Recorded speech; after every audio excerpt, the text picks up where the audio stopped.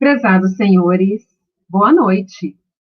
É com muita satisfação que hoje damos início ao Seminário de Tecnologias da SRE Uberaba, idealizado com muito carinho para vocês e por vocês, que nos acompanham e nos prestigiam aqui no canal Educação em Questão.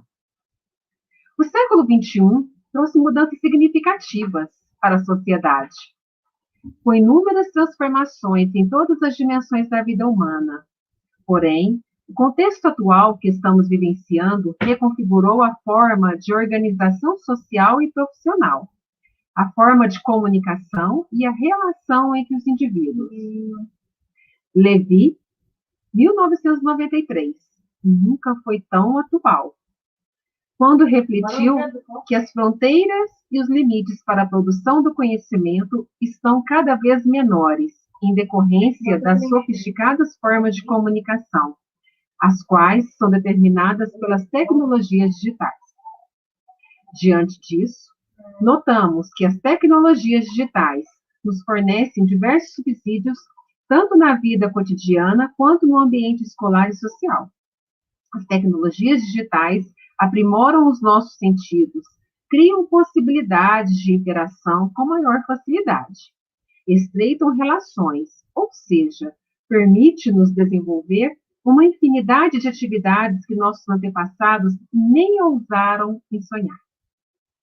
Ressaltamos que o essencial não é a tecnologia em si, mas sim a necessidade de reconfigurar, de ampliar e criar novas práticas pedagógicas que potencializem a interação entre os envolvidos nos processos de ensino e aprendizagem. Essas questões perpassam pela formação inicial e continuada do professor. Sejam todos muito bem-vindos.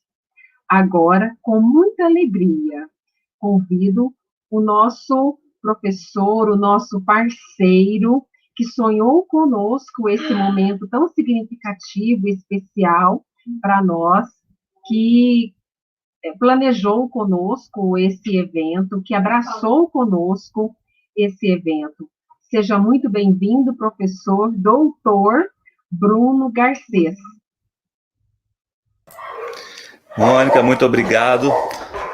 Mais uma vez a gente trabalhando junto aí pela SRE Uberaba, né? Essa parceria nossa já tem alguns anos e com certeza teremos por mais tempo. Hoje, nesse momento de pandemia, né, pela segunda vez, podendo participar um pouquinho aqui desse canal SRE Uberaba, Educação em Questão, parabenizar vocês também já de início por essa iniciativa que vocês estão tendo de divulgar. O canal tem sido um sucesso, lives com 1.000, 2.000, 3.000, 5.000 visualizações cada uma, então a gente está bastante feliz mesmo de poder ver que a educação de Uberaba não parou, ao contrário que muitos falam, né? Os professores estão parados, a secretaria está parada, não tem ninguém parado, né? Então acho que é muito importante a gente reforçar isso, é até uma resistência nossa enquanto professores mostrar que a gente não está parado, né, Mônica? Agradeço imensamente, né? Nessa ocasião eu estaria apresentando o professor Damione para falar conosco, né? A gente tem que agradecer por ele ter aceitado o nosso convite. E, infelizmente, ontem o professor Damione teve que passar por uma cirurgia de última hora. O professor está bem, só que ele está se recuperando, então, infelizmente, ele não vai ter condições de fazer a fala que nós gostaríamos, né? E ele já muito preocupado, já entrou em contato conosco hoje para marcar uma nova data, para ele poder falar um pouco, né? O professor Damione, ele trabalha com podcast Papo de Educador, e ele quer falar um pouquinho sobre o podcast, né, com a gente, quer mostrar as possibilidades do podcast também, e a gente vai marcar um momento futuro com ele, tá, Mônica? Para a gente ter esse momento de discussões, ainda manter, eu vou fazer uma breve apresentação para a gente refletir um pouco sobre as tecnologias digitais antes, durante e após a pandemia, certo? Muito obrigada, Bruno.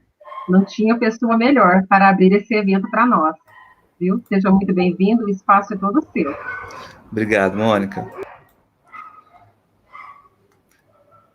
Então, pessoal, Hoje nós vamos falar um pouquinho aí sobre as tecnologias digitais antes, durante e após a pandemia, né?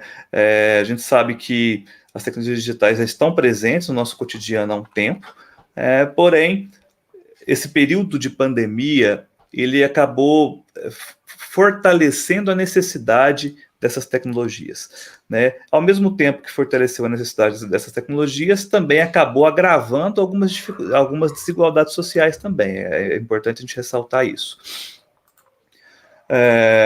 Primeiramente, né, quando a gente pensa em tecnologia, a gente costuma pensar aí em computadores, né, em satélites e etc. Porém, as tecnologias começaram bem antes, né, começaram muito cedo. Tecnologia, na verdade, seria um artefato utilizado para facilitar, de alguma forma, as nossas tarefas cotidianas. Então, quando foi descoberta a roda, por exemplo, foi desenvolvida a roda, era uma tecnologia, né? Os computadores, né, ainda nesse formato, né, do final da década de 90, início da década de 2000, também eram tecnologia, mas o rádio também era considerado uma tecnologia, né? Ainda é uma tecnologia.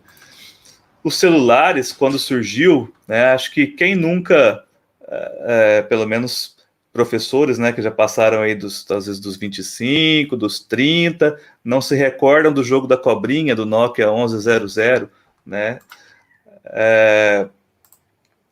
Hoje nós estamos aí com impressoras 3D e cada vez mais poderosas. Hoje pela tarde, se não me engano, teve até uma oficina sobre impressora 3D também no evento, né? Muito interessante. E antigamente, por exemplo, nós tínhamos esse tipo de telefone. Comparar esse telefone antigo com os aparelhos que nós temos hoje em dia, né? São tecnologias totalmente diferentes, né? Hoje nosso telefone, nosso smartphone, né? Ele faz tudo. Talvez ele tenha sido a penúltima grande revolução tecnológica que a gente teve, que foi o smartphone. O smartphone possibilitou que a gente tivesse praticamente todas as ferramentas que a gente precisasse para o dia a dia dentro do smartphone. Hoje você vai num consultório médico, às vezes o médico quer olhar suas amígdalas, ele pega o smartphone e liga a lanterna do smartphone para olhar, né? Hoje você precisa de um nível, né? Você está trabalhando na construção civil, precisa de um nível, o celular tem nível. Né? Se você quer reclamar do barulho do seu vizinho, fazendo uma festa de madrugada aí, tocando música alta até de madrugada, você tem um medidor de decibéis no celular. Então hoje o smartphone, né, a tecnologia digital em si, ele traz muitas ferramentas em um só aparelho. Então esse smartphone é o que promoveu uma grande mudança de paradigma na tecnologia nos últimos anos. Também temos tecnologias em veículos, por exemplo, né? Os Flintstones com seu veículo aqui, eles tinham tecnologia, né? Os Jetsons, né, já é uma outra tecnologia mais avançada, pensando no futuro, né? O que é às vezes irônico é a gente assistir os desenhos dos Jetsons, desculpe, lá na década de 90, pensar que teríamos carros voadores e a gente está tendo que explicar para as pessoas que a Terra é plana. Né? Então, assim, a tecnologia avança, mas a gente precisa avançar também em questões da ciência, em questões das informações, do acesso à informação. Né? Aqui uma pequena charge, né? A tecnologia muda, mas a forma de resolver os problemas parece que continua a mesma. A gente tenta resolver os problemas sempre da mesma forma. E é isso também que a gente precisa mudar um pouquinho, né? Mudar o paradigma e tentar resolver problemas de forma diferenciada. E, por fim, nós temos aí um desenho trazendo um pouco uma crítica referente às tecnologias, né? Que o homem, 10 mil anos antes de Cristo, ele era totalmente ereto para fazer pinturas rupestres nas cavernas. E aí, conforme o tempo foi passando, a sua postura foi cada vez mais se encurvando, né? E aí a pergunta é, será que no futuro estaremos todos agachados no chão com a nossa postura totalmente inadequada, né? Porque hoje, com os celulares, nós estamos dessa forma aqui, né? Como em 2015, né? O pescoço totalmente inclinado para visualizar um smartphone. Né? Então, realmente, não é algo adequado ergonomicamente para a gente se manter, né? Uma outra questão aí, uma outra crítica também às tecnologias é a mudança do perfil tanto do equipamento eletrônico quanto do usuário, né? O usuário do equipamento eletrônico, conforme eles foram se desenvolvendo, esses equipamentos, o usuário acabou tornando-se cada vez mais sedentário, né? E várias são as tentativas para que o usuário não fique tão sedentário assim. Exemplos disso são aqueles aplicativos, por exemplo, de corrida, que tentam gamificar a sua corrida, né? Você marca seu tempo hoje, amanhã, você tem trechos, você ganha medalhinhas, você tem desafios. Então, estão surgindo cada vez mais tentativas tecnológicas para que o homem seja menos sedentário, né? Mas a gente sabe das dificuldades, né? O padrão alimentar também mudou bastante na sociedade. Então, juntamente com o avanço da tecnologia, houve aí um avanço, na verdade, nos maus hábitos alimentares, né? Não nos bons hábitos alimentares. Porém, essa tecnologia também pode ser muito utilizada para coisas boas, né? Pode ser utilizada, por exemplo, para fazer próteses e órteses em impressoras 3D, por exemplo. Aqui em Uberaba nós temos um grupo de pesquisa, nossos colegas da UFTM têm um grupo de pesquisa que trabalha com órteses e próteses de impressora 3D para humanos. E já estão começando a trabalhar com órteses e próteses para animais, em parceria com o Hospital Veterinário de Uberaba, né? O medidor de glicose talvez tenha sido o primeiro biosensor que a gente teve, né, bem desenvolvido. Mas hoje, em plena pandemia de Covid-19, a gente pode agendar no site da Prefeitura Municipal, por exemplo, o nosso teste rápido de Covid, para detectar IgG e IgM. Esse teste rápido também é um biosensor, que só foi disponibilizado devido à tecnologia, né? Avanços na área de química, de materiais, né, e de engenharia biomédica proporcionaram a gente o acesso a esse tipo de biosensor. Também temos monitores, né, em tempo real de batimentos cardíacos. Por exemplo, também temos monitores de oxigenação no sangue. Então, nós temos vários tipos de monitores em tempo real que se enquadram dentro da tecnologia e hoje estão nos ajudando bastante. E aí, pensando no antes, né, a tecnologia antes da pandemia, né, nós professores em sala de aula com os nossos alunos e esse recado colado lá na porta, né? Lei 14.486, de 9 de dezembro de 2002, disciplina o uso de telefone celular em salas de aula, teatros, cinemas e igrejas. Artigo 1º, fica proibida a conversação em telefone celular e o uso de dispositivo sonoro do aparelho em salas de aula, teatros, cinemas e igreja. Essa lei entra em vigor na data de sua publicação e revogam-se as disposições em contrário. Então, a gente sempre vai encontrar esse sinalzinho aqui em sala de aula. Então, quando a gente pensa em tecnologias digitais antes da pandemia, algo que marca bastante a gente é a proibição do uso de equipamentos celulares, por exemplo, dentro de sala de aula, né? E essa proibição não é apenas para alunos, também é para docentes, né? Também é para os professores. É complicado. Em 2015, surgiu um projeto de lei que colocava um parágrafo único que excetua-se dessa vedação, né, o uso dos aparelhos eletrônicos para fins pedagógicos, né? Porém, esse projeto de lei ainda não virou lei, certo? Esse projeto de lei ainda não virou lei. Então, hoje, se nós retornássemos em aulas presenciais, nós não poderíamos, teoricamente, utilizar equipamentos eletrônicos dentro de sala de aula, certo? E isso é algo a se refletir, né? O que era proibido tornou-se obrigatório durante a pandemia, né? Infelizmente, nós chegamos a essa pandemia e o que era proibido tornou-se obrigatório. E aqueles que não têm acesso a esse equipamento, né? Como nós estamos tratando esses alunos?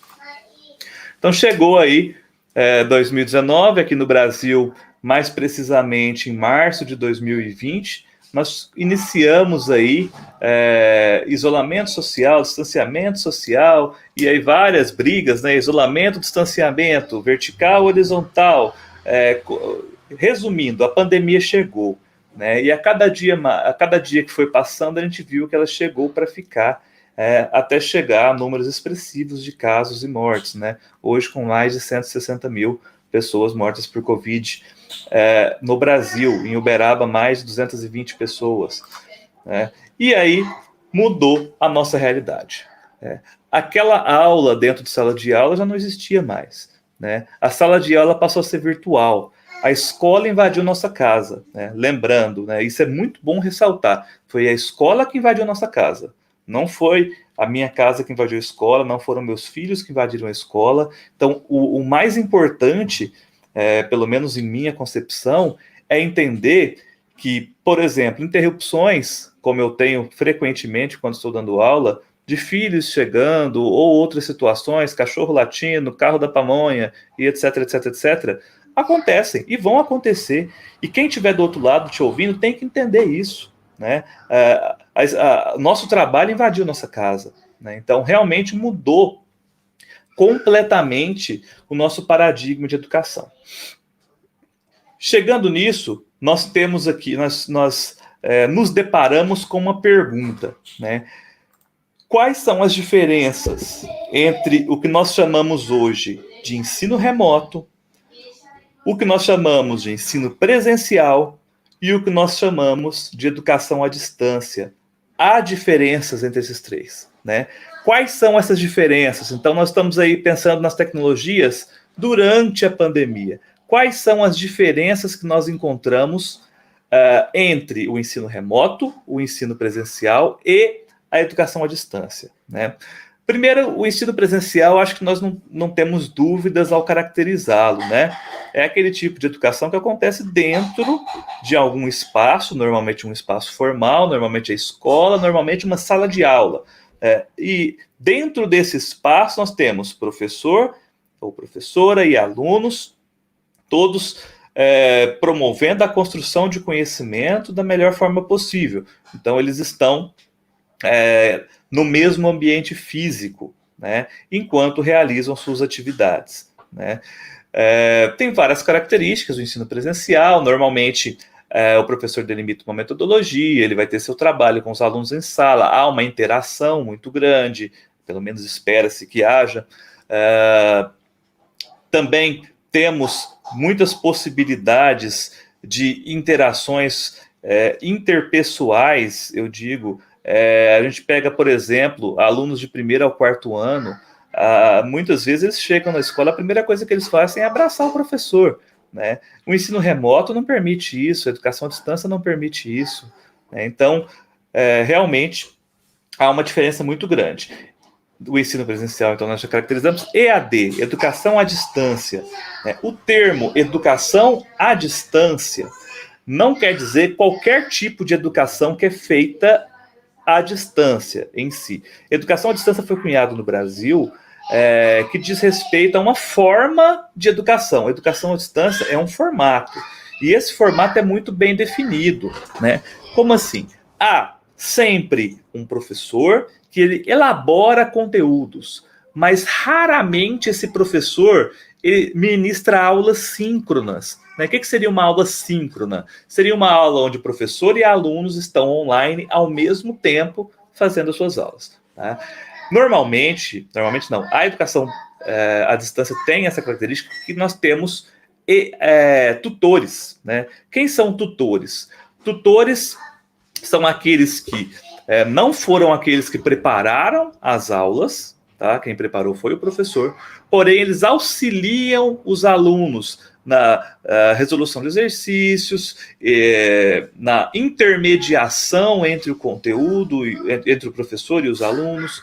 Então, realmente, essa figura do tutor é muito importante na educação à distância, e ela é obrigatória. O tutor ele está presente em cursos de educação à distância.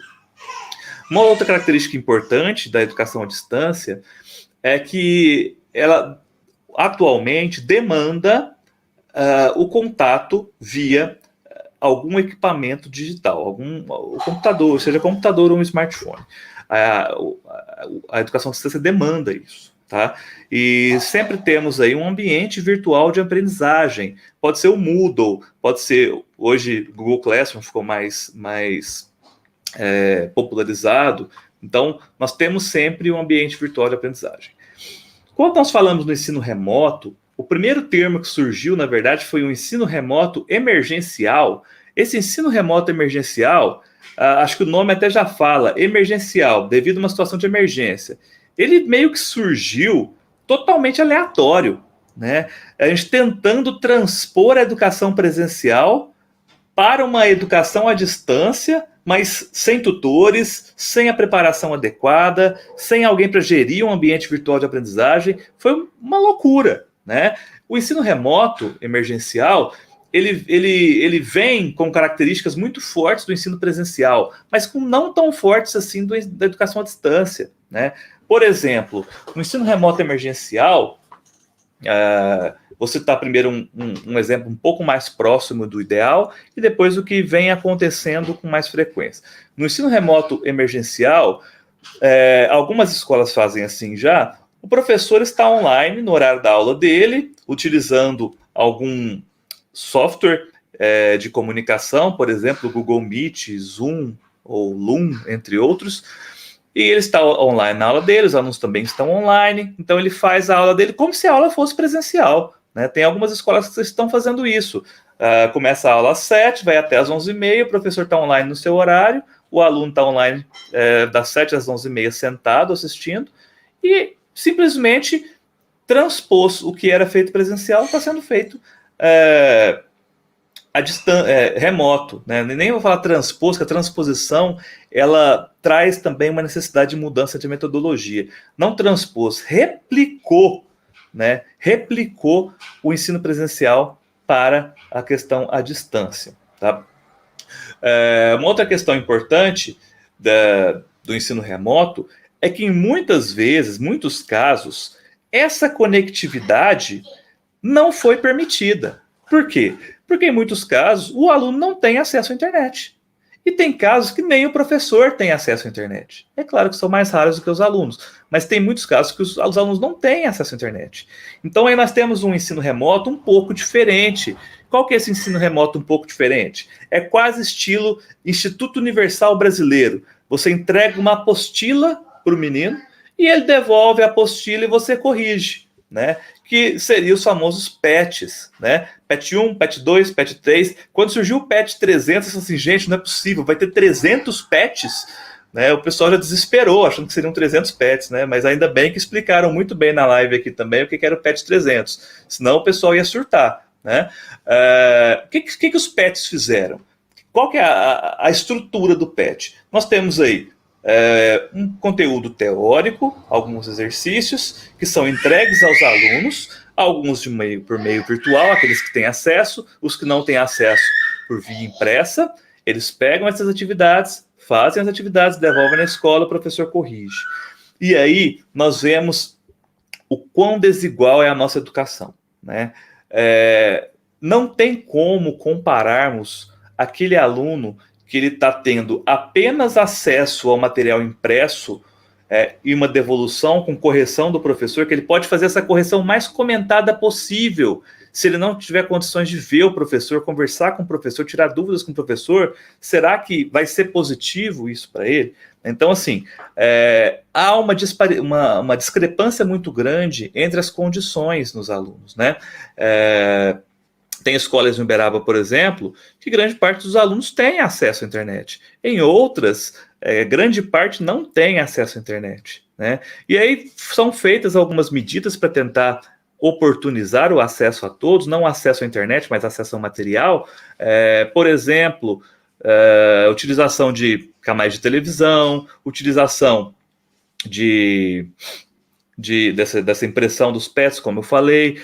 Alguns alunos, por exemplo, não têm acesso à internet para você baixar muitos arquivos, mas pelas redes sociais, por exemplo, WhatsApp. Eu tenho alunos que eles não têm acesso à internet para acessar sites, para acessar vídeos do YouTube, por exemplo, mas tudo que encaminhar pelo WhatsApp, o pacote de dados dele é ilimitado para o WhatsApp. Então, a gente adapta a educação dessa forma. Aquele aluno que, no caso, não consegue acompanhar por uma limitação em algum aplicativo, a gente utiliza o WhatsApp, por exemplo, né? Então, a gente está se desdobrando para conseguir atender a todos. Isso é fato, né? O ensino remoto tem várias faces, né? Eu falei alguma dessas faces aqui, mas o que é importante a gente ressaltar existem diferenças, né?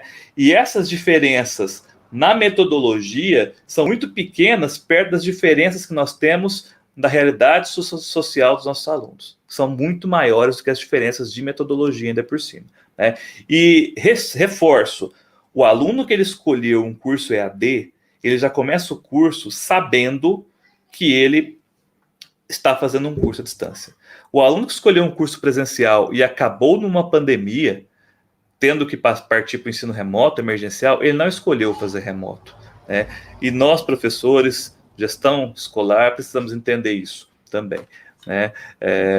São muitas as dificuldades. E aí, a gente chega nesse termo que eu sempre falo, todas as vezes que eu tenho oportunidade, que é por que a gente tem que tentar promover uma educação mais ativa, seja antes da pandemia, seja durante, seja depois, né? Para desenvolver competências, né? Conhecimentos, habilidades, atitudes. Mas como que a gente vai fazer isso se nós temos aí alunos que não conseguem ter nem acesso às tecnologias, né? As tecnologias digitais são importantes, mas a tecnologia sem a metodologia não é nada, né? Usar tecnologia por usar não vai servir para nada. Eu preciso ter uma metodologia muito bem definida para saber quais tecnologias vão se encaixar, né, no meu trabalho, né? E também a tecnologia e a metodologia sem empatia também não adianta nada. Por que não adianta nada? Não adianta nada eu chegar e preparar um super quiz no Kahoot, por exemplo, que é um aplicativo que antes eu utilizava com frequência, agora ele disparou aí, né, na utilização. Não adianta nada eu utilizar Kahoot com os meus alunos, sendo que dos 40 que eu tenho, 5 estão conseguindo entrar, né? Os outros 35 não estão tendo acesso, né? Mas, ao utilizar tecnologias, a gente tem que focar também em tentar chegar nessa educação mais ativa para desenvolver competências. Os alunos têm formas diferentes que eles aprendem. Será que agora, nesse período de pandemia, nós estamos atendendo essas formas diferentes que eles aprendem, né? Ou agora o aluno só está conseguindo aprender de uma forma, né? Um exemplo, nós temos aqui alunos que são mais sensoriais, outros que são mais intuitivos, alguns são mais visuais, outros mais verbais, né? Aqui a gente chega a um ponto bem complicado. Alguns são mais ativos e outros mais reflexivos. Aqueles alunos que são mais ativos, será que eles estão conseguindo aprender bem nesse formato que a gente está utilizando? E aqueles que são mais reflexivos, estão conseguindo? Porque muitas vezes o aluno reflexivo, ele demanda perguntas para ele refletir sobre as respostas. Sem interação com o professor ou com os colegas, talvez ele não tenha essas perguntas para ele refletir sobre as respostas, né? Então, realmente está sendo muito complicado. E aí, a primeira live que eu fiz com a SRE foi justamente sobre motivação. Nós falamos só sobre motivação. E eu trago de volta esse termo, porque é muito importante a gente pensar nessa motivação. Acho que a gente sempre conversa em sala de professores, por exemplo, assim, o aluno está tão desmotivado, mas por que será que ele está desmotivado? E aí agora eu quero destacar um ponto muito importante. A teoria da autodeterminação, ela diz que, para estar motivado, eu preciso satisfazer 3 necessidades psicológicas básicas: autonomia, competência e vínculo. Eu sinto que eu tenho liberdade, eu sinto que eu estou fazendo o que eu quero, eu dou conta de fazer o que eu quero e eu faço com pessoas que eu me sinto bem. Será que é possível estar motivado, né, dessa forma que a gente está trabalhando? Né? Será que os alunos estão se sentindo autônomos? Será que os alunos estão se sentindo competentes? E será que eles estão se sentindo pertencentes a um grupo, né? Dentro dessa perspectiva que a gente está de pandemia? E nós, professores, nós estamos nos sentindo autônomos? Nós estamos nos sentindo competentes? E o mais complicado, nós estamos nos sentindo pertencentes ao grupo que nós trabalhamos? Né? Eu vejo alguns trabalhos sendo desenvolvidos, eu sigo muitas escolas nas redes sociais, alguns gestores, eu acompanho o trabalho que está sendo feito por alguns gestores, exatamente na tentativa de não desmotivar ninguém, né? Na tentativa de trazer não só alunos, mas trazer os professores também para junto à escola, para manter o vínculo, né? A Mônica citou no início, né, professor doutor Bruno, né? Por quê? Eu fiz doutorado em motivação, terminei recentemente, e eu fiz questão de deixar na minha tese escrito que, enquanto eu fazia doutorado, estudando motivação, eu percebi que eu não estava motivado para doutorado. Eu quis deixar isso na tese, mesmo sendo informal, em um documento que normalmente não aceita essas informalidades, né? Eu quis deixar isso muito claro. Por quê? Porque foi estudando que eu percebi que eu não queria aquilo, né? Porque eu não me sentia motivado para aquilo. Porque eu não tinha vínculo.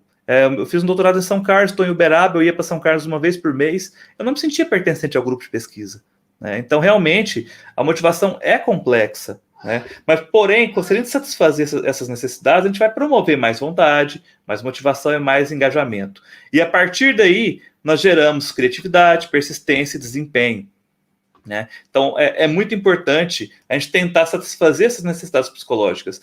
E durante a pandemia, talvez esteja um pouco difícil. Mas se chegar ao pós-pandemia e a gente também não satisfazer elas, vai ser pior ainda. Que a gente vai perceber que a gente está começando a retomar gradualmente as nossas atividades, porém, ainda com pessoas desmotivadas, seja alunos, sejam professores. Tá? E não vai ser uma palestra falando assim, você pode, você consegue, vai fazer todo mundo motivar. Né? Você vai fazer as pessoas ficarem motivadas se você satisfazer as necessidades psicológicas básicas que elas têm. Né? Não vai ser falando você consegue e depois falar, vai lá e faz isso, faz aquilo. Né? Desculpe aí a ironia, mas preencha o anexo 4, preencha o anexo 5, preencha o anexo 3, blá, blá, blá, blá. Cadê o anexo?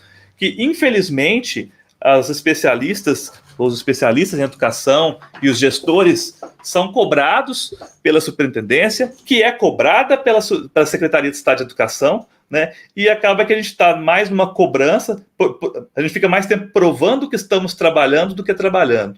Né? Isso acontece também em outras escalas, viu, gente? Eu estou citando a rede estadual, porém também acontece, o trabalho no IFTM também acontece, eu vejo o trabalho de colegas que estão na rede privada também acontece. Então,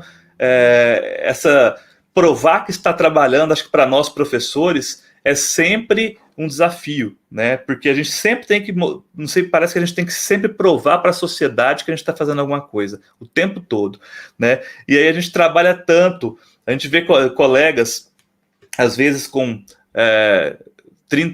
25, 30 anos de sala de aula, pegando um smartphone, gastando dinheiro para trocar de smartphone, baixando um aplicativo diferente no smartphone, tentando aprender a mexer nesse aplicativo, fazendo um vídeo legal para mandar para os alunos, para depois chegar um tiozão do Zap para falar que o professor não trabalha, né? Me desculpe, mas é indignante, tá? Falar que a gente está recebendo sem trabalhar, né? Que tem que atrasar salário mesmo, etc. A gente vê esses discursos aí com muita frequência em rede social. Agora diminuiu um pouco, parece que com a pandemia algumas pessoas perceberam a importância do professor, né? Na hora que chega um pet e tem que ensinar, o pai tem que ensinar o filho, ajudar o filho a fazer as tarefas, por exemplo, né? Realmente há talvez uma alteridade maior aí por parte das famílias entendendo o papel do professor, né? Essa motivação nossa também, ela tem níveis diferentes, que ela vai da desmotivação até uma motivação mais interna. A pergunta é, onde nós estamos nessa regulação da motivação? Será que a nossa motivação para sermos docentes, ela é totalmente interna? Eu dou aula porque eu gosto de dar aula? Ou é totalmente externa? Eu dou aula estritamente para receber meu salário, né?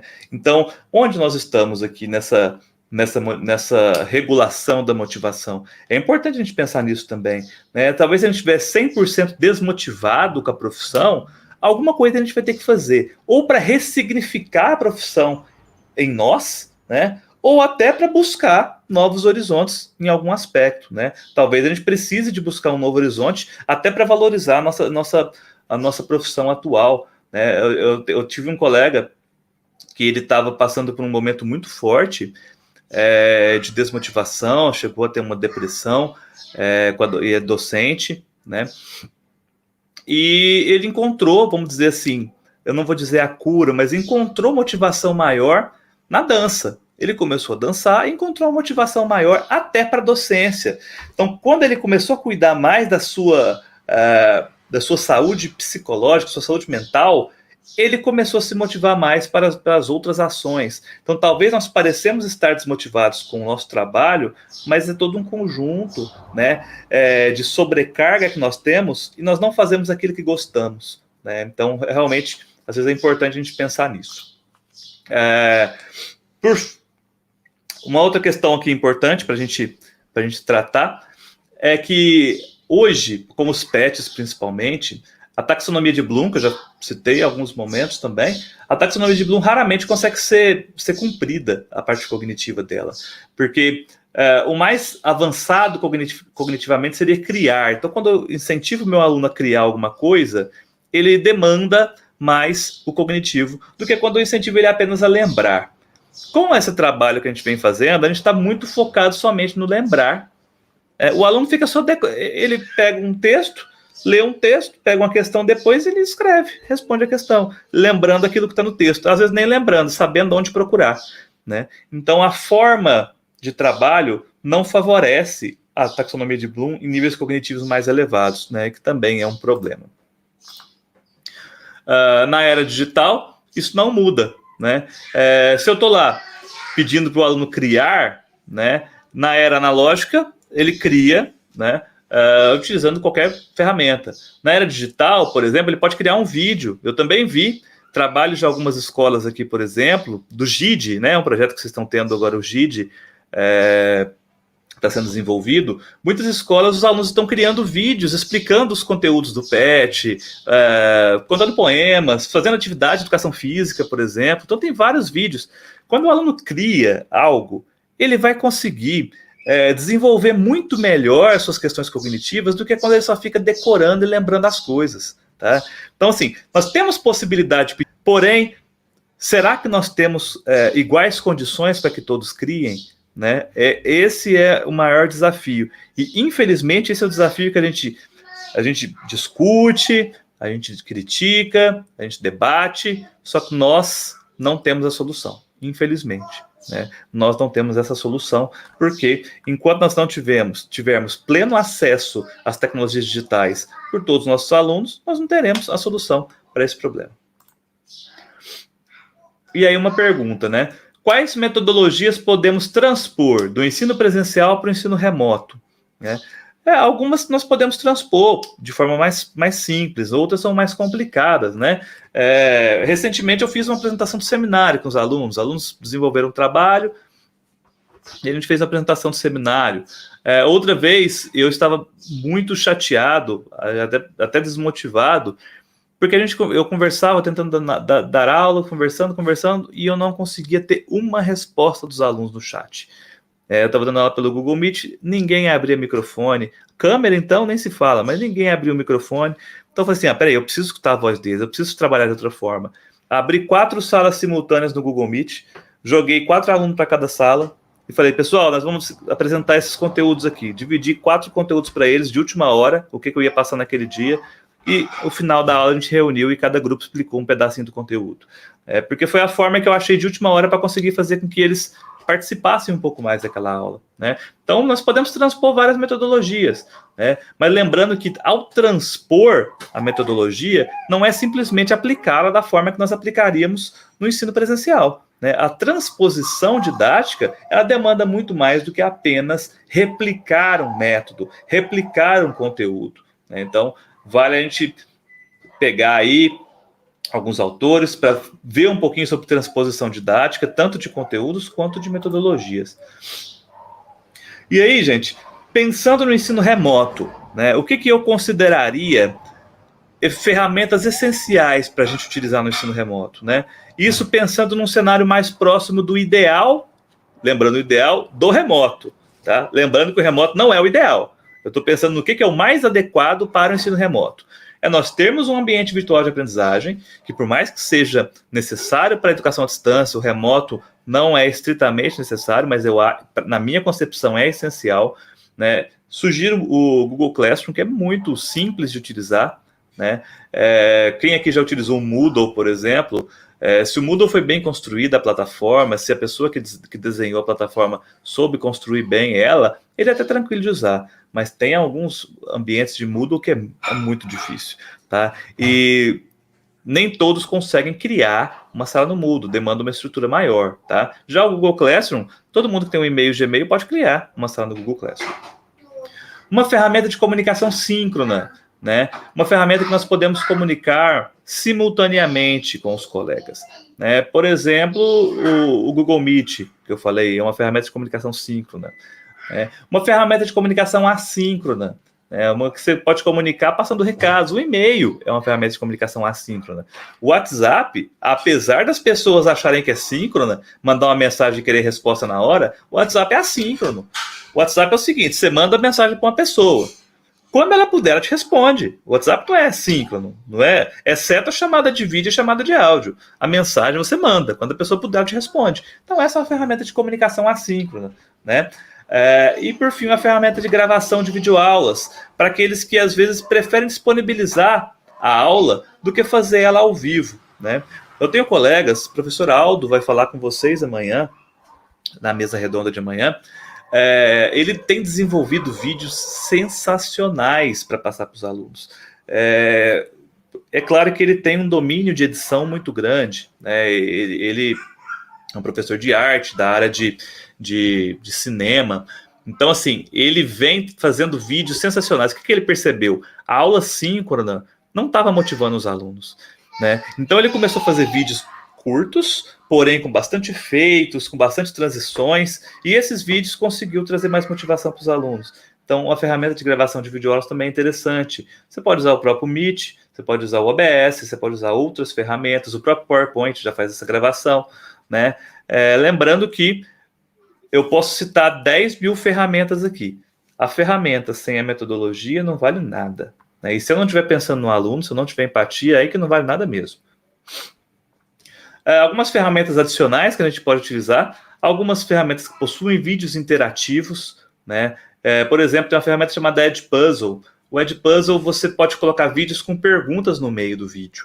E aí essas perguntas no meio do vídeo, enquanto o aluno não responde, ele não passa para frente no vídeo.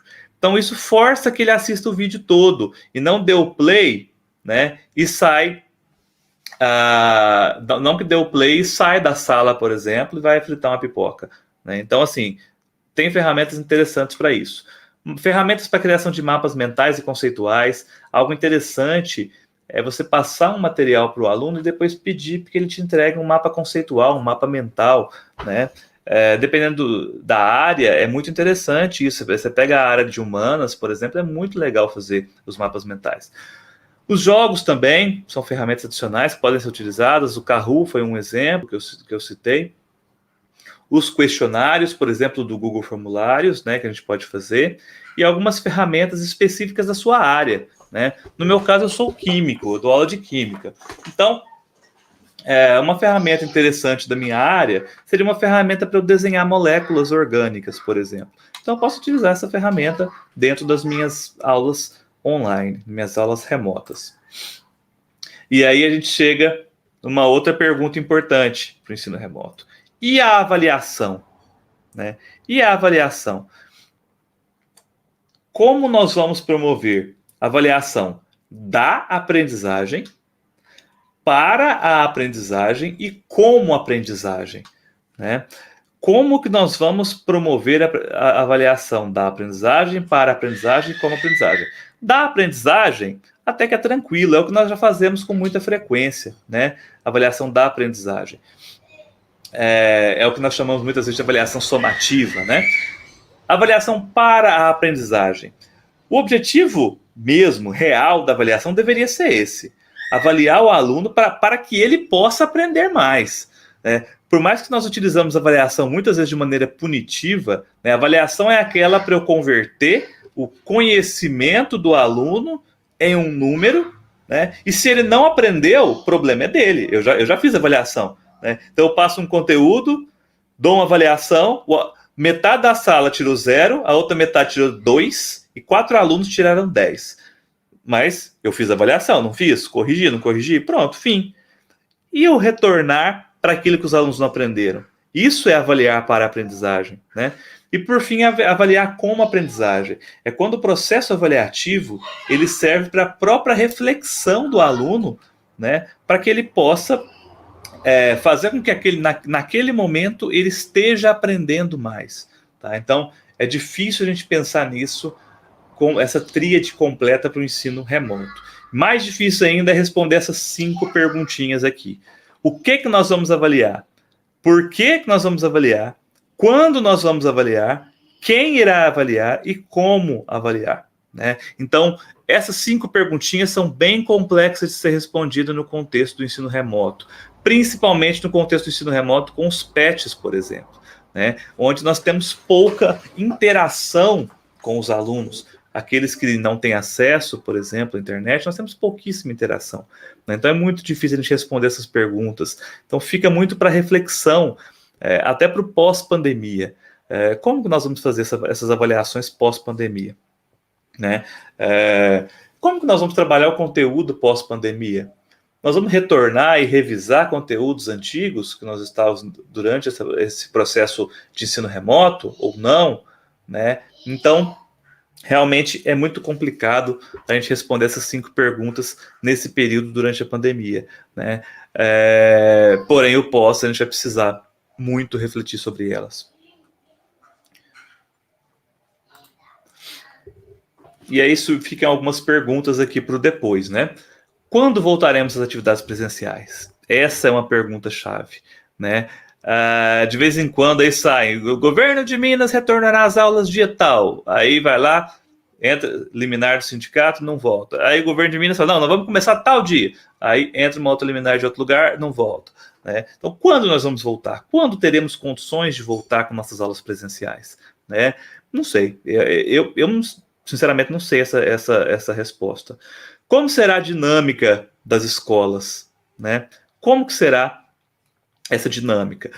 As escolas vão estar com todos os alunos ao mesmo tempo, vai estar metade, os alunos vão fazer só aulas práticas, vai só metade da turma, vai a turma inteira, vai só quem quer, igual São Paulo está fazendo agora, no estado de São Paulo. Como nós vamos fazer? Como será a dinâmica? Também não sabemos. O ensino híbrido seria a solução? Né? O que é o ensino híbrido? Nós vamos ter uma palestra na quinta-feira sobre ensino híbrido, eu não vou entrar muito nesse assunto, mas o ensino híbrido, basicamente, um breve resumo, seria utilizar tanto o modelo presencial quanto o modelo remoto ou à distância simultaneamente, né? É claro que existe uma metodologia específica para o ensino híbrido, uma só não, várias, né? Um dos tipos de ensino híbrido, né, uma das formas do ensino híbrido é a sala de aula invertida, né, que muitos falam sobre a sala de aula invertida, né, mas muitos falam também erroneamente sobre a sala de aula invertida. É importante a gente pensar nisso, né? A sala de aula invertida, ela traduz-se como aquilo que normalmente é feito na sala de aula passa a ser realizado em casa. E o que normalmente é feito em casa passa a ser feito em sala, né? Professor de matemática, por exemplo, vai lá e faça sua teoria em sala de aula, né? Passou a teoria em sala de aula, né? Ele vai lá e passa exercícios que os alunos levam para casa para fazer. Muitas vezes é o que acontece. O que seria a sala de aula invertida, então? Eu passo a teoria para o aluno estudar em casa, né? E depois o aluno faz exercícios comigo em sala de aula, né? Enquanto professor. Assim eu posso auxiliá-lo com maior afinco, né, com maior proximidade. Não é apenas vídeos online, né? Não é apenas substituir professores por vídeos, não é uma aula à distância, não são alunos trabalhando sem estrutura, não são alunos trabalhando isoladamente e muito menos alunos ficar o tempo todo online. Tá? A sala de aula invertida não é isso, correto? Sala de aula invertida é uma forma de aumentar o tempo de contato entre professor e alunos. Por quê? Quando eu dou uma aula expositiva, né, em sala de aula, normalmente o meu tempo de contato com cada aluno individualmente é muito pequeno, né? Exceto quando eu tenho um tempinho, passo na mesa de algum ou respondo alguma pergunta. Então o tempo de contato entre professor e aluno é muito pequeno. Quando eu estou na sala de aula invertida, a teoria ele vai vir em casa. e ele vai chegar em sala e resolver exercícios, ou fazer discussões, ou fazer aula prática, ou fazer um projeto. E aí, eu, enquanto professor, eu vou passando de aluno em aluno, conversando, resolvendo problemas, né, tirando dúvidas. Então, eu aumento esse tempo de contato entre professor e alunos. É um ambiente onde os alunos são responsáveis pela sua aprendizagem. Os alunos possuem uma responsabilidade maior pela aprendizagem, né, porque esse é o princípio da aprendizagem centrada no estudante. Muita gente confunde isso, acha que a aprendizagem centrada no estudante é que o estudante pode escolher tudo, fazer o que ele quer, né? Não tem nada a ver com o estudante fazer tudo o que ele quer, mas sim passar a responsabilidade da construção do conhecimento mais para o estudante do que apenas para o professor. O professor vai só mediar, certo? E é uma sala de aula onde o professor não é o detentor do conhecimento. O principal é isso. É um misto entre instrução e construção. Tá? Então, a sala de aula invertida, ele possui esse misto aí entre a instrução do professor e a construção do conhecimento de forma coletiva. É uma sala de aula onde a ausência não prejudica muito os alunos. Por que muito? Por quê? Aquele momento presencial é o mais importante, com certeza. Porém, se o aluno perdeu, pelo menos a teoria, ele tem acesso, né? Ele tem acesso à teoria ainda. Por quê que ele tem acesso a essa teoria? Porque a teoria foi encaminhada de forma prévia para eles, seja por vídeo, seja por materiais de texto, né? Então, não prejudica tanto assim os alunos. E é um sistema onde as aulas estão sempre disponíveis para os alunos, tá? As aulas, elas estão sempre acessíveis. Esse talvez seja um dos legados que a gente vai ter do ensino remoto emergencial para o pós-pandemia. Né? Por quê? As aulas que estão acontecendo, por exemplo, né, na Rede Minas, né, eu esqueci o nome agora do Conexão Escola, se não me engano, não é isso? Pelo Conexão Escola, essas aulas que estão acontecendo, elas ficaram sempre disponíveis, né? Então nós vamos ter um aparato de aulas gigante para a gente trabalhar. Então as aulas vão estar sempre disponíveis para os alunos. É um ambiente onde a educação é mais personalizada, porque o aluno ele pode trazer mais os seus interesses enquanto ele está estudando o conteúdo. Tá? Ele pode analisar mais os seus interesses. E é um ambiente onde eles permanecem mais engajados com a sua aprendizagem. Tá? Então, são essas características principais da sala de aula invertida. Qual que é o suporte da sala de aula invertida? A instrução do professor, junto com a mediação que ele vai fornecer nos momentos presenciais, a colaboração entre os alunos e o suporte, né, da tecnologia. Então, esses 4 fatores auxiliam na sala de aula invertida. Eu, particularmente, acho que a sala de aula invertida é um dos pontos positivos, uma das formas para a gente chegar para resolver, vamos dizer assim, não para resolver, uma das metodologias que nós poderemos utilizar no pós-pandemia, uma vez que nem todos os alunos vão poder estar em sala de aula ao mesmo tempo. Nós vamos voltar depois de uma vacina, mas hoje nós temos perspectivas aí de vacinas com 40%, 50% de imunização, né, de garantia de imunização. Não sei se vocês viram, recentemente saiu uma notícia aí que a vacina da Pfizer tem 90% de eficiência, mas uma coisa é a eficiência para gerar anticorpos, por exemplo, né? Outra coisa é a eficiência real, né, de evitar o contágio. Então, assim, a gente tem aí, pelo menos das vacinas que estão testadas aí de forma mais avançada, que são a de Oxford e a chinesa, que o pessoal está dando tanta briga aí recentemente, ambas as vacinas têm aí acredita-se que elas têm uma eficiência por volta de 40% a 50%. Então não adianta só a vacina, né? Por mais que a gente está achando que a vacina vai resolver todos os nossos problemas, e não vai. Resumindo, a sala de aula invertida, então, primeiro passo, eu passo o material para os alunos estudarem em casa, seja textos, vídeos, fóruns, né? Também me mantenho à disposição para tirar dúvidas, né, mesmo antes de chegar ao momento presencial, utilizando um ambiente virtual, por exemplo. Em sala, ao chegar nesse segundo momento, nós vamos resolver exercícios, fazer projetos, fazer debates, fazer atividades práticas, entre outras, né?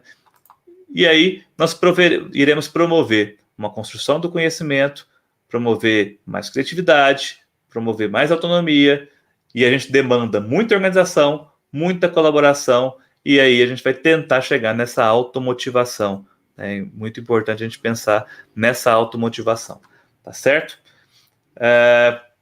Deixar aqui espaço para a gente discutir, para responder algumas perguntas, tudo bem? E estou à disposição de vocês. Vamos refletir bastante sobre esse período que a gente está vivendo. Não está fácil para ninguém. Eu falei isso na outra live, que foi lá não me lembro agora se foi em maio, se foi em junho, não me lembro, não me recordo.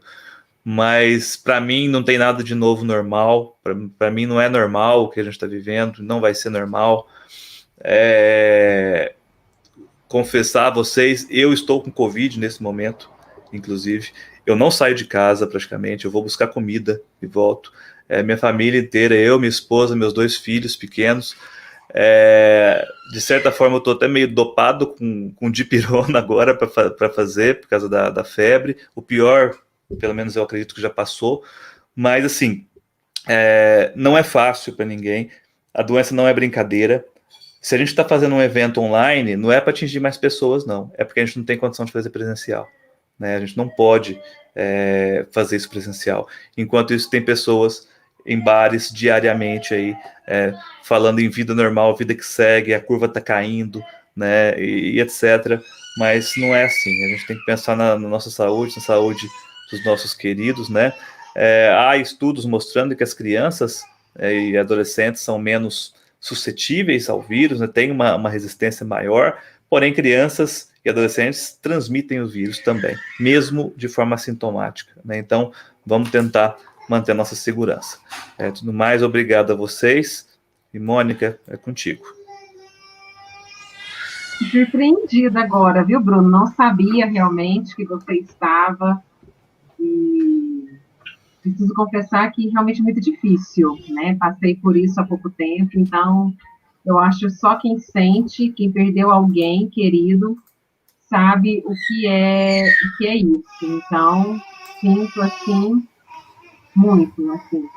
Espero que você se recupere logo com sua família, que isso acabe logo, que as pessoas se cuidem, porque não é brinquedo. Não é tão simples. É um vírus que corrói a gente, corrói a família, corrói vidas, e, enfim, é muito difícil, né?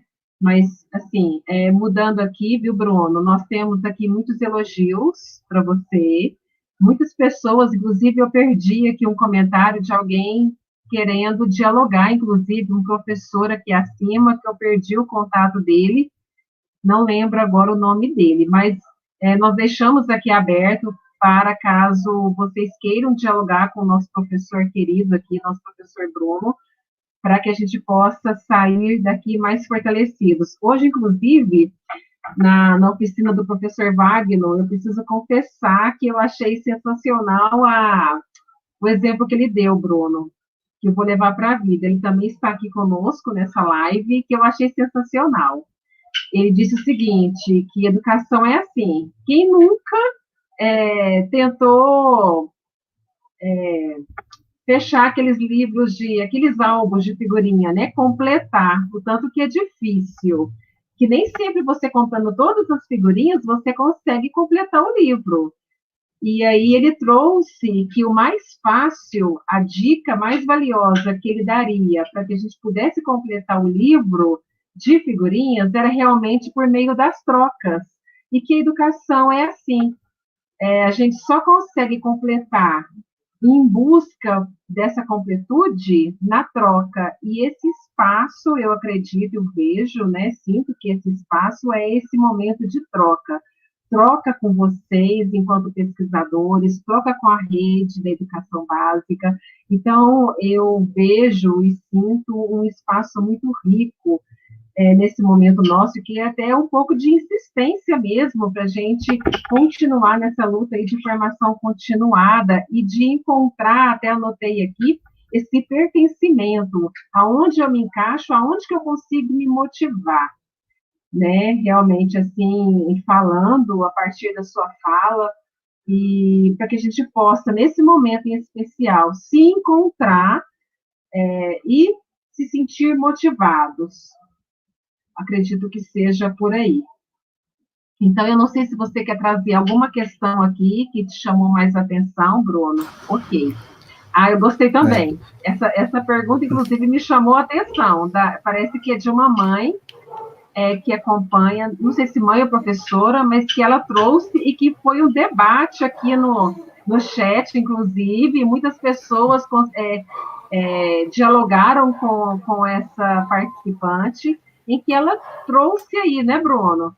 Se meus, se meus filhos estivessem ainda estudando, claro, iria motivá-los a estudar, mas não iria descabelar em passá-los de ano, se estivessem fracos na aprendizagem. O ideal é repetir o ano? Estou errada? Aí fica a Aí questão. essa pergunta realmente, se a gente deixar, a gente tem muito debate em cima dela, né, Mônica? Minha opinião em relação a isso, que depende, né? Por que depende? Depende do que a escola do seu filho está preparando para quando ele retornar, por exemplo, o ano que vem, né? Se estão naquele sentido de vida que segue, né? O que passou, passou, vamos tocar, talvez seria o ideal, né? Talvez, se a escola tiver uma visão mais de ir trazendo aos poucos os conteúdos que foram trabalhados durante a pandemia para manter esse contato, talvez não seria o ideal reprovar. Lembrando que repetir o ano não traz um impacto somente na educação, mas também traz um impacto no vínculo, né?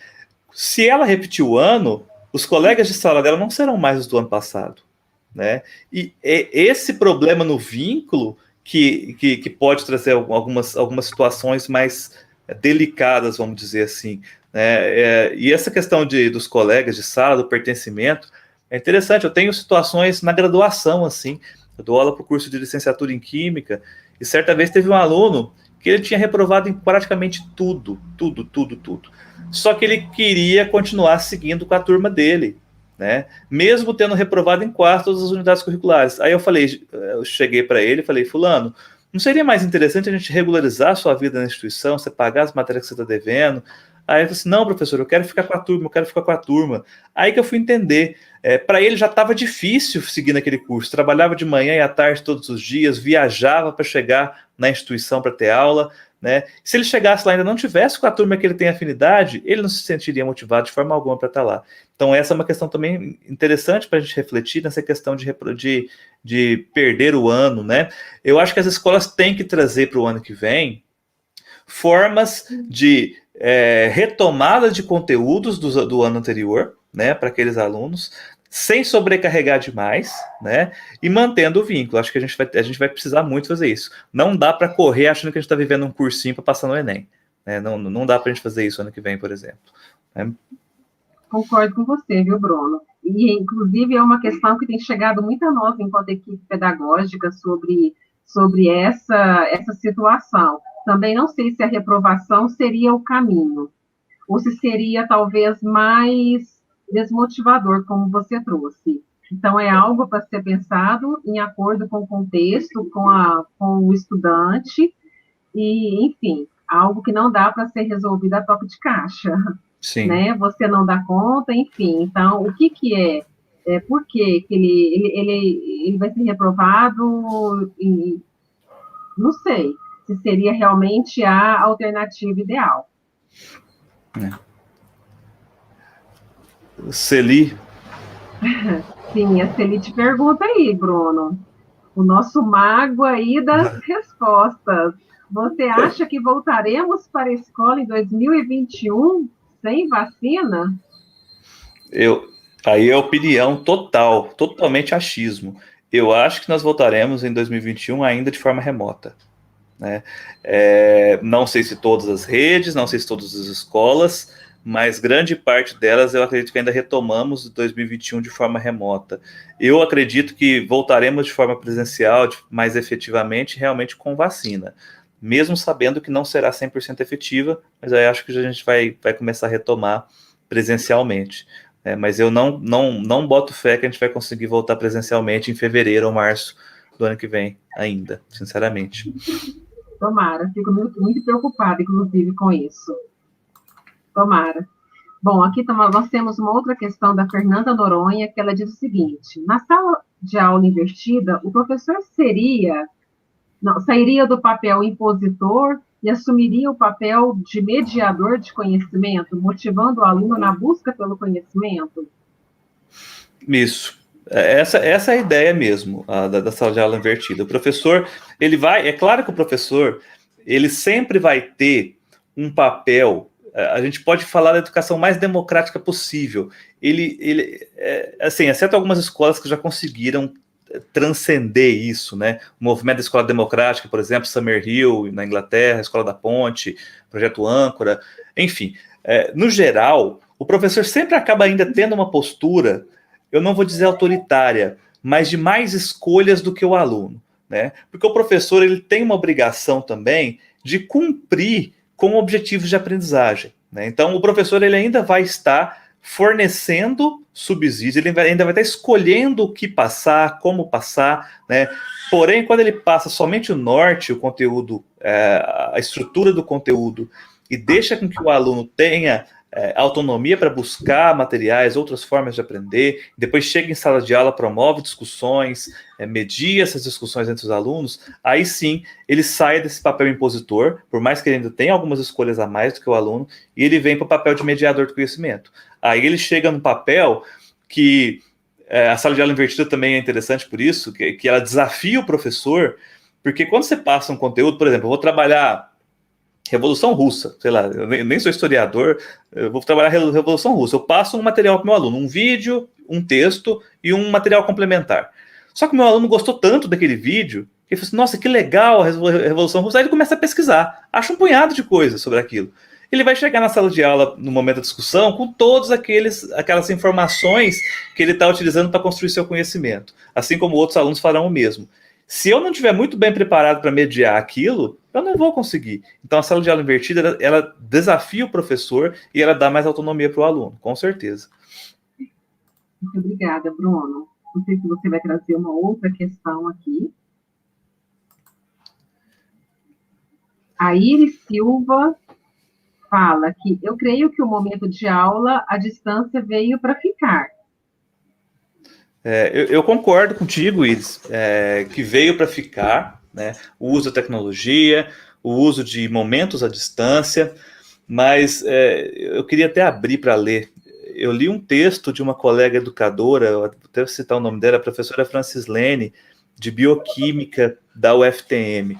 Eu li um texto dela, acho que ontem ou antes de ontem, que eu cheguei a arrepiar, que fala da questão do abraço, né? Como que a gente vai pensar numa educação à distância sem um abraço nos alunos, por exemplo, né? E aí, quando eu falo abraço dos alunos, eu falo desde da educação infantil até a universidade. Tem vezes que um aluno nosso da universidade chega e fala, professor, eu preciso conversar. Ele precisa sentar, conversar, precisa dar 3 tapinhas nas costas para conversar com ele, fala, não, vai dar certo. Né? Então, eu não consigo imaginar a educação totalmente à distância. Outra coisa que eu não consigo imaginar é a educação sem professores, como alguns citaram. Não, se tiver tudo gravado, a gente não precisa de professor. Inclusive, tem instituição que faz isso, né? Tem instituição que grava vídeo dos professores, esses vídeos são utilizados durante 10, 15 anos, né? E aí fica só no vídeo. Né? Eu tive experiência de ver, porque eu conheço pessoas que fizeram curso muito próximas, fez um curso à distância, que a parte à distância eram vídeos, e os encontros presenciais, que eram para ser debates, discussões, que era para ser um momento rico, eles colocavam os mesmos vídeos que estavam no sistema do AVA para as pessoas assistir presencialmente. Então não adianta nada. Né? Então, assim, a minha ideia é questões de momentos remotos e a distâncias vieram para ficar, eu concordo. Até o teletrabalho, em alguns casos, veio para ficar, eu acredito. Né? Principalmente quando os órgãos públicos estão vendo que está tendo economia com energia, com aluguel de prédio público. Então, acho que isso aí veio para ficar, seja positivo ou negativo, não vou entrar nesse mérito agora, mas eu acho que veio para ficar. Mas aula, eu não consigo entender um contexto de aula sem, principalmente educação básica, sem momentos, maioria dos momentos presenciais. Tem mais perguntas? Vai trazer uma outra questão. São muitas incertezas sobre o ano que vem, inclusive para nós. Como será para nós as designações? Essa é a pergunta que eu não consigo responder, né, de Olha, forma Nery, alguma. nós precisamos ainda aguardar as orientações da secretaria, nós não temos nada ainda publicado, então eu acredito que essa resposta nós não tenhamos ainda para poder te dar, ainda é muito incerto, até para a secretaria, inclusive, eu acho que, eu não sei se eles teriam também uma resposta nesse momento, com essa curva que vai e volta, enfim, e eu não sei como que seria aí essa distribuição de aulas, e, enfim, teria até que ser uma instrutora para poder até responder aí para nós, porque não sei se tem alguma aqui na live para poder nos colaborar aí com essa questão. Bom, continuando, na sua opinião, qual a melhor metodologia de ensino-aprendizagem na educação remota? A melhor metodologia para educação remota, eu acho o seguinte, eu acho que a abordagem antes da metodologia é o que vai fazer o diferencial na educação remota. Por que eu digo isso? Porque nós podemos utilizar diferentes metodologias e ter uma abordagem centrada no professor. Então não vai adiantar muito. Eu acho que a gente precisa de uma abordagem centrada no aluno, né? É uma abordagem que instigue o aluno a participar daquela unidade curricular, daquela disciplina, que instigue ele a querer mais, né? E aí cada professor acaba encontrando a que funciona mais para si, né? Tem professores que fazem vídeos, como eu citei o exemplo do professor Aldo, tem professores que fazem aulas expositivas dialogadas, alguns fazem mais debates, fazem outras dinâmicas, né? Então acho que depende muito, né, até da expertise do professor e também da área que ele atua, né? Para mim, uma metodologia que eu acho que funciona legal é quando a gente trabalha com projetos, né? A gente propõe algum projeto e os momentos presenciais servem para a gente orientar em relação a esse projeto e os alunos vão desenvolvendo esse projeto com o tempo, né? Tem os alunos de uma unidade curricular de divulgação científica que o projeto que eles tinham para fazer nesse semestre era conduzir um curso sobre algum tópico de educação de divulgação científica para alunos de educação básica. Esse foi o projeto que a gente fez. E eles construíram um curso maravilhoso, que inclusive hoje eu estou perdendo o curso, que está acontecendo das 7 às 8, das 7 às 9, o curso, que é o tema do curso é Ciência Não é Achismo, né? Derrotando as pseudociências, eles colocaram como Semana de Combate às Fake News. Que eles trouxeram temas de pseudociência e de fake news para discutir com alunos de educação básica, para promover um conhecimento científico maior. E esse foi o projeto. O projeto era esse, a gente ia conversando, a gente ia debatendo, e eles montaram esse minicurso e estão conduzindo esse minicurso sozinho com os alunos. Então, na minha visão, o projeto é a melhor alternativa para esse momento à distância. Eu acho que pode trazer mais os alunos para trazer os alunos mais para dentro da sala de aula. Eu acredito. Muito boa. Muitas reflexões nós vamos sair daqui hoje. A Ellen também traz aí uma questão. Bruno, você não acha que se o Estado resolver aprovar todos os alunos, mesmo com pouca ou participação em todo o REAMP, essa atitude não desmotivaria os alunos que cumpriram todo o trabalho? Eu não sei se é o Estado que aprova ou reprova, a primeira coisa, né, Bruno? Então, essa questão de aprovar e reprovar, eu acho que é um debate que, mesmo se a gente não tivesse em período remoto, a gente teria, né? Aí a gente vai lá para o ciclo de formação humana, né? A concepção do ciclo de formação humana, que a concepção é muito bonita, mas talvez nós não tenhamos condições de fazer ele de forma tão efetiva, né? Mas eu não acho que desmotivaria os alunos que cumpriram, não. Eu acho que depende muito do trabalho das escolas também. Eu acho que o trabalho que está sendo desenvolvido nas escolas, e aí eu vou destacar o GID que está acontecendo, que acho que muitos acreditaram que seria um trabalho a mais, seria muito trabalho a mais para o professor, talvez seja mesmo algum trabalho a mais, mas o que eu percebo nas redes sociais são os alunos participando bastante dessas atividades, né? Então eu acho que quando a gente consegue fazê-los entender que aquilo é bom para eles e de alguma forma consegue motivar eles para fazer aquilo, eu acredito que eles não vão se preocupar o ano que vem quem reprovou e quem aprovou. Eu acho que eles vão entender que esse processo aconteceu agora e que ano que vem é outra coisa, né? Eu acredito, tá? Pode ser que desmotive alguns alunos que cumpriram, pode ser que alguns falem assim, se eu não fizer nada, você é aprovado mesmo. Como já existe esse discurso, né, já existe muito, independente se estão em período remoto ou não, né, eu acho que os mesmos alunos que teriam esse discurso no período presencial teriam com o período remoto. Acho que não teria tanta diferença. É igual o que nós estamos observando, por exemplo, no IFTM nós temos vários alunos fazendo as atividades, muitos alunos com dificuldade de acesso, nós também temos muitos alunos com dificuldade de acesso, que a gente está tentando promover, e nós temos alunos que simplesmente também não querem, né? São poucos, mas tem alunos que não querem. E teve aluno, inclusive, que a gente liga para tentar, né? E aí, como é que tá? Vamos tentar te ajudar, como que a gente pode ajudar? Teve uma aluna que chegou para o coordenador de curso e falou assim, olha, eu não quero mais que vocês me liguem, eu já falei que eu não quero estudar dessa forma. Então, assim, eu acho que a gente tem que entender, cada um vai ter suas características e vai ser assim. Infelizmente, não vejo como um grande problema, não. Tá? Mas eu vejo que é permanente, presencial ou remoto. Assim como nós temos também, inclusive, famílias, né? Eu recebi relatos durante essa semana, né? Porque eu sou uma das multiplicadoras também desse projeto nas escolas, dizendo que os próprios pais, alguns por vezes, falam: eu não quero que meu filho faça, eu quero que ele seja reprovado. E mais uma vez a gente cai nessa discussão, né? De reprovar ou aprovar, ou enfim. Então, é uma situação muito complexa que talvez a gente não conseguiria, a gente sairia daqui mais provocado do que com respostas. Sim. Então, é algo aí para a gente pensar, né? E é interessante pensar nos PETs, por exemplo, né, pensando na rede estadual, é que o PET ele não vai computar apenas questão de nota, ele computa frequência, né?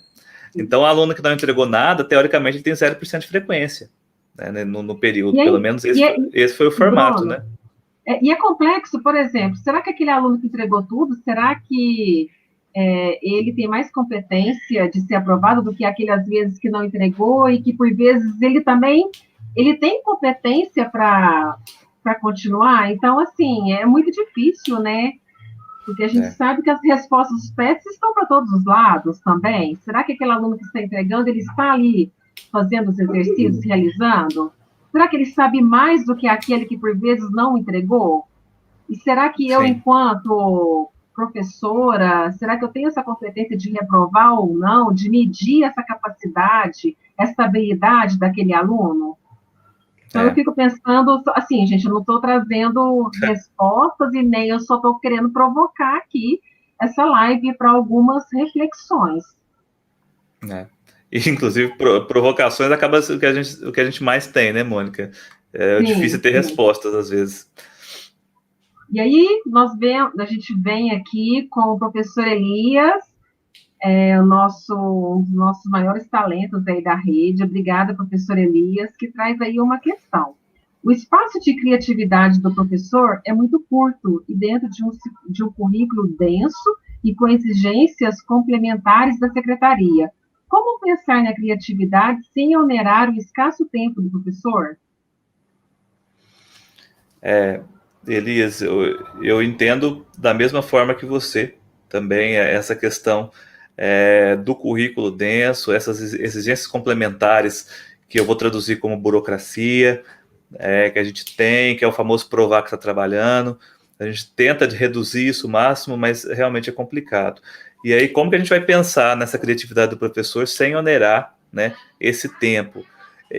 Eu, particularmente, e aí eu defendo isso desde que eu comecei a trabalhar, na verdade antes, mas desde que eu comecei a trabalhar em parceria com a superintendência, eu defendo o melhor uso do módulo 2. Muitas vezes o módulo 2 fica sendo para discutir se o aluno está bom, está ruim, está fazendo bagunça ou está namorando. Muitas vezes acontece isso. Eu trabalhei na rede estadual durante 5 anos. Eu escutei coisas terríveis em algumas reuniões de módulo 2. Eu escutei coisas que me decepcionaram, porque eu comecei a trabalhar na rede estadual logo que eu formei. no ensino médio. Então, eu formei em 2007, em 2008 já estava na rede estadual devido à escassez de professor de química. Eu escutei algumas palavras de professores em reuniões de módulo 2, que eu falava assim, gente, será que era isso que falavam de mim no ano passado? Né? Eu tive algumas vezes que eu pensei nisso. Então, eu acho que o módulo 2 seja uma das respostas. Né? O módulo 2 por quê? Para fazer um planejamento coletivo, ou às vezes, hoje o módulo tem aí 15 minutos de instrução e uma abertura para que os professores possam criar nesse horário de módulo. O problema é, o professor hoje está tão cansado que se a gente fala que vai ser 15 minutos de reunião coletiva e depois o professor vai produzir, ele não vai querer produzir às vezes, vai querer ir para casa descansar. Né? Mas eu defendo que esse tempo do professor para ser criativo, para trabalhar dentro da sua unidade curricular, para desenvolver materiais, seja momentos de módulo, seja o módulo 2 ou o módulo 1, que a gente chama também, né? Que seja esses momentos de módulo para os professores utilizarem para produzir para a sua área. Nós temos aí um cargo de 24 horas com 24 aulas, com 16 aulas em sala, né? E não é para ser 48, né? Para que o professor tenha um cargo de 24 e tenha que trabalhar a mesma carga horária extra o seu cargo para conseguir planejar tudo que precisa. Eu sou defensor disso, de usar momentos de módulo 2 para a formação e para a produção do professor. Aqui embaixo, Bruno, concordo, viu? Gênero, número e grau, inclusive. Acredito também nisso. Defendo isso, inclusive. Eu acho que não tem mais perguntas aqui. Não? Tem alguns comentários, mas acho que não temos mais perguntas, né, Mônica? Acredito que não. Querem... Não sei. São realmente comentários. Os alunos do terceiro ano que fizeram o PET têm que ser aprovados. Querem prestar o Enem, estão se esforçando. Essas expressões, assim... eu fico um pouco preocupada, tem que ser, tal, obrigação, é obrigado, tem que ser, aí eu fico um pouco preocupada, assim, com essas expressões afirmativas, né, e isso me preocupa. Eu acho que a gente precisa substituir essas expressões afirmativas por reflexões. Eu acredito que seria algum caminho aqui, viu, Bruno? Não sei. Mas...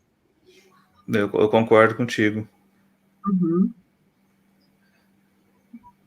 Só para finalizar, Bruno, tem só mais uma aqui. Eu concordo com suas colocações da abordagem centrada no aluno, no entanto, acabamos de relatar as dificuldades dos nossos alunos da rede estadual. É muito difícil escolher um caminho único, não? Sim. Muitas vezes eu falo isso também em algumas formações, que acho que o importante não é a gente utilizar metodologias diferenciadas, mas diferenciar as metodologias.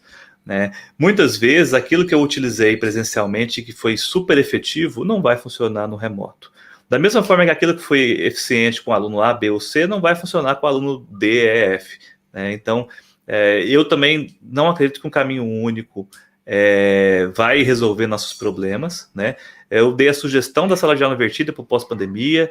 Durante a pandemia, eu sugeri abordagens centradas no aluno, mas nesse ponto eu acredito que na verdade não é um caminho único. A abordagem ser centrada no aluno ainda me dá várias opções. Né? Acho que a única coisa que, na minha concepção, não é admissível é eu focar toda a aprendizagem em mim, enquanto professor. Né? Ou pior, focar a aprendizagem só no currículo. Eu sei que o aluno não precisa daquilo para nada, né?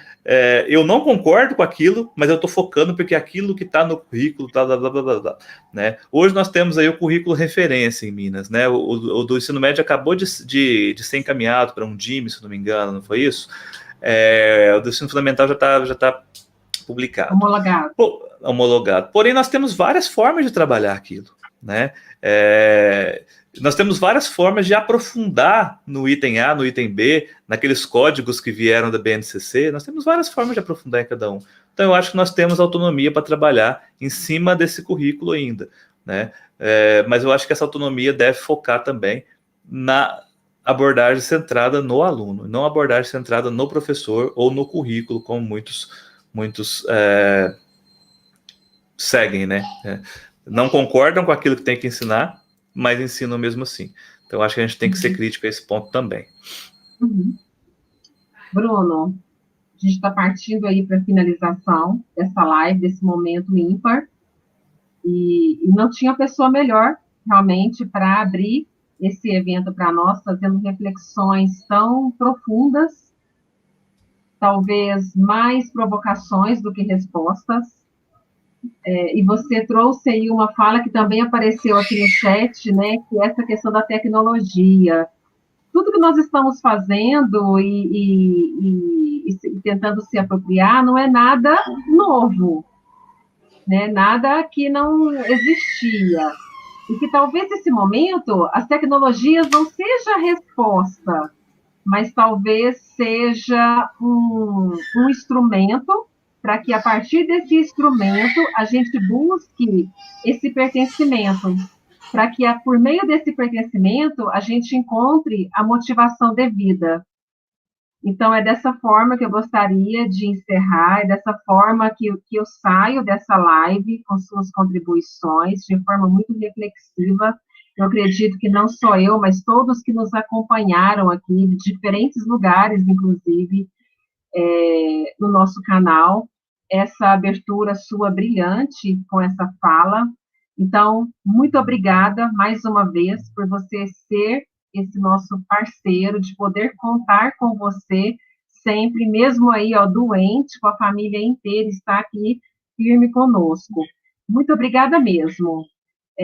Mais uma aí que a gente precisa acertar com você aí, viu, Bruno? Você vai anotando aí no seu caderninho. Não sei se a gente vai conseguir acertar um dia aí essa conta com você. Mas, enfim, que esse acerto seja em prol de uma educação melhor para todos. E estou muito feliz com essa participação. Nós tivemos uma participação muito positiva aqui nessa live. Eu queria muito que essa live fosse compartilhada nos grupos, para que outras pessoas que não tenham tido acesso aqui a essa live, que tivessem acesso a essas reflexões. Muito, muito, muito obrigada. A palavra que me define, que nos define, em nome da SRE Uberaba, em nome de todos que nos acompanham e nos prestigiam, eu gostaria de registrar aqui o meu muito obrigada. O Bruno estará conosco ao longo aí de toda a semana, de toda a programação, se Deus quiser, firme e forte, bem a cada dia. Se Deus quiser, até quinta-feira ele já vai estar assim, pronto para outra, viu, Bruno? Pronto para outro seminário. Mas muito obrigada, agradeço a todos que nos prestigiam. Quem ainda não se inscreveu, peço que se inscrevam no nosso canal, continuem nos prestigiando. Esse canal foi criado por vocês e para vocês, tá? É o nosso espaço realmente de insistência aqui em busca de uma educação melhor. Muito obrigada a todos, muito obrigada, Bruno, a palavra agora é com você. Mônica, eu que agradeço a SRE, em especial você e a Mariana, né? Eu já falei em outros momentos que graças a vocês nós temos essa parceria que a gente tem hoje, né? E a parceria não é comigo, a parceria é com qualquer pessoa que eu possa entrar em contato para contribuir com a SRE, eu vou fazer isso. Como amanhã a gente vai ter aí uma oficina com o professor Francisco Fechini, de Tecnologias Sociais, excelente. Fechini, permita-me falar um pouquinho dele. Fechini é o cara que ele pega as férias dele, ele viaja o semiárido da Paraíba para auxiliar as pessoas que moram em comunidades a dessalinizar um pouco das águas que ficam muito salobras devido ao semiárido, e ajuda as pessoas a ter água potável nas suas casas. Ele pega as suas férias e faz isso. Cristina é um cara que é um exemplo para mim, ele vai estar aí. O professor Renato também vai fazer lá do sul de Minas, lá de Muzambinho, vai fazer uma fala sobre as metodologias ativas e as tecnologias. Professor Zé Amado e professora Jamile, Jamile da Paraíba, Zé Amado do Rio, também vão fazer uma oficina muito legal de jogos didáticos e gamificação.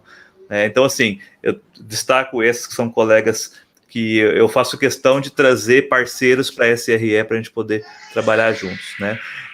Agradeço demais. Acho que quando a gente estava começando a idealizar esse evento, eu falei, não, eu não quero fazer palestra, não. Eu vou arrumar outros palestrantes. Aí, por ironia do destino, acabou que eu tive que fazer, faltando 40 minutos para começar, a gente se virou aqui para conseguir fazer esse momento e dialogar com o pessoal, né? Então, agradeço demais vocês, viu, Mônica, Mariana, e Mariana, um beijo, está aqui nos bastidores dando todo o suporte aqui para nós, Mari, um beijo grande. A Mariana também estará conosco aqui, né, Bruno, mediando aqui alguma das rodas, alguma dos eventos, eu não lembro agora de cabeça qual será, se eu não estiver enganado, acho que é amanhã. E fiquem de olho na nossa programação, tá? Está lá no site, no nosso canal, para que vocês possam apreciar e participar conosco. E caso alguém não recebeu o link ou está com dúvidas no link, os links para as minicursos vão estar no site Educa Hoje também, tá, pessoal? É só acessar no site Educa Hoje, clicar lá, acesse os links, está escrito bem na página inicial, e vocês têm os links para as oficinas, caso tenham perdido aí, ou não tenham recebido o convite por algum motivo, né? Pode ter ido para o spam de alguma forma, tá certo? Um abraço a todos vocês. Se você puder colocar um link aqui no chat para nós, para as pessoas que estão acompanhando. Sim, vou colocar aqui. Tá, porque eu não tenho acesso aqui. Certo. Ok, obrigado. A Mari já colocou ali para nós. Certinho, um abraço a todos, gente. Boa noite. Bye, bye.